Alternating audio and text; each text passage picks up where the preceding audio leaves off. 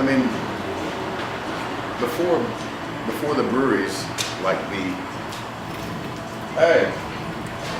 hub of beer geekdom in Charlotte was really this store and the Common Market, and there weren't many beer-centric bars. You know, Briggs had a great selection, always has, still does, but there wasn't a huge, there was no breweries to kind of circulate around. And now the breweries are kind of like the integral part of the beer geek culture. So I mean, it's given more neck side, let's say, to the, you know, more places to beat up, more chances for neighborhood people to be converted into beer geeks just because the breweries right beside them. So that corridor that runs north-south, you know, basically the light rail and then up, you know, through NODA, which is where every brewery is, except for OMB, Triple C, and well, they're all right there too. Sugar Creek. Triple C's right there, OMB's a block off the light rail. yeah. So Oh, I meant Noda, sorry. yeah, That's well, NODA's a block off the light rail too. Yeah, So where it's going to be. there will be some. Yeah. Yeah. But Heist, NODA, Birdsong, Free Range, they're all right there on that spine. And, Pretty much right off of North Toronto. yep. Well, the new one going in Plaza Midwood will not be.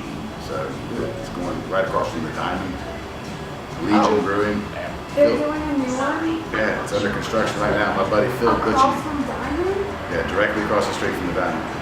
Oh, You know the they're old so Brock smart. Music building? Yeah. Yeah, That's the building. Great building. that is No way. so smart. Oh my god. Yeah, the demo's I know already where I'll done. be. Yeah, the demo's done. Now they're just starting. They're starting. That's cool. That's really cool. So I mean, yeah, in that way, it's given another focus. It's given a, you know, not just the beer stores, but you know, the breweries are like places to meet up. So you think in the future we'll start seeing like an expansion from like NODA and South End? I guess now we're gonna have some Plaza Midwood breweries as well. Yeah, but I think the rapid growth in craft beer breweries in Charlotte is going to come to a close soon Why do you think so? because you reach a certain point and there's just market saturation. Okay. Either you have to create more beer geeks, or you have to get the beer geeks that are beer geeks to come out more frequently. Both of those are pretty hard things to do.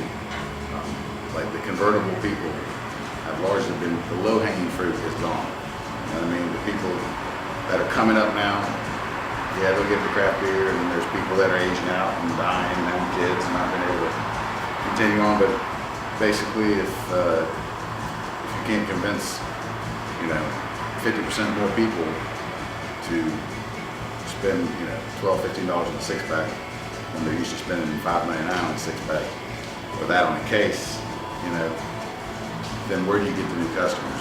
Where do the sales come from? And where's the beer sold? So you'll see small boutique nano breweries open up, but breweries, as far as breweries that would package beer and distribute it, I don't see many more of those come up. The time for that is passing quickly.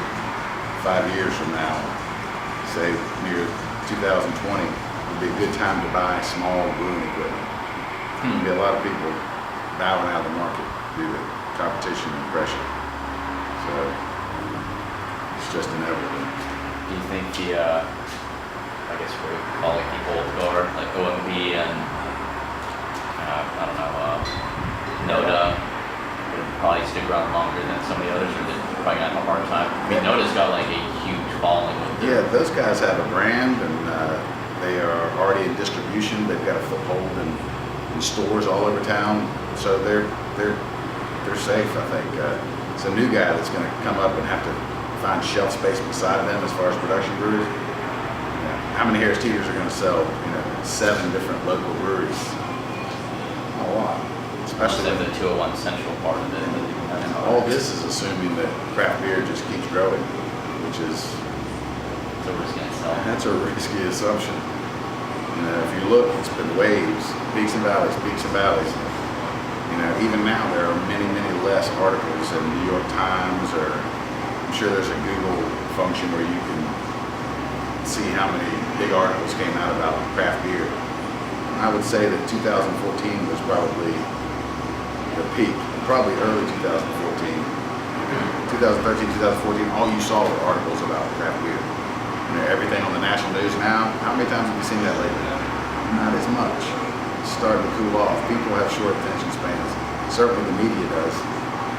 They can only do so many stories about, is craft beer going to grow unlimited? Yeah. Is craft beer the next, blah, blah, blah. Is craft, until they'll be like, well, is craft beer too big? They just want stories, So and that'll be and that's the stuff you see now. It wasn't, a month ago. So. Do they say that? Well, they interviewed me, and I kind of thought that. A lot of people's, are sky's the limit kind of people. Okay. If somebody's living depends on something, it's very important that they believe Yes. that, So, Huh, that's interesting. So do you think upcoming breweries have like some sort of niche? Like, yeah. I haven't had them yet, but Sugar Creek was supposed to be like kind of Belgian style or something like that. The 2 bottles that I've seen. Do you think that'll have more of an appeal to, I guess, the not true but more aficionados of beer? Well, it's tough. I mean, if you're going for people that drink Belgian beer, well, you have to be at least as good as the Belgian people or beat them on price. Yeah. Those are tough things.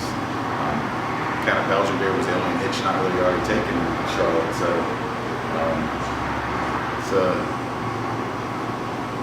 hard to say. But if you're going to succeed, you'll need to do something different.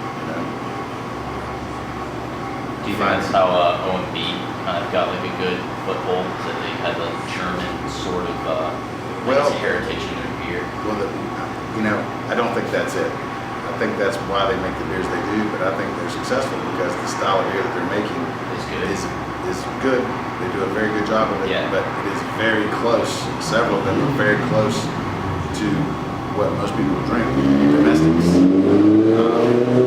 Their copper would be something natural for someone that drank Sam Adams lager. Mm-hmm. A softer beer, rich, sweet, not hoppy. And their Pilsner, a Budweiser drinker, drinks that. It looks like his beer. It resembles his beer. Hey, he can do this. Hey, I like craft beer. I'm a classy guy. So it just reinforces what they want to believe about themselves, which is natural for all of us. So the market for their type of craft beer is much larger than it will ever be for someone who wants to make IPA or something like that. double imperial, triple hop IPAs, Yeah. or bourbon barrel aged stouts, stuff like that. There's just and the price point, those beers are less expensive. Their 6-packs are about $10, $11. So it's not as far a road to hoe, I'd say.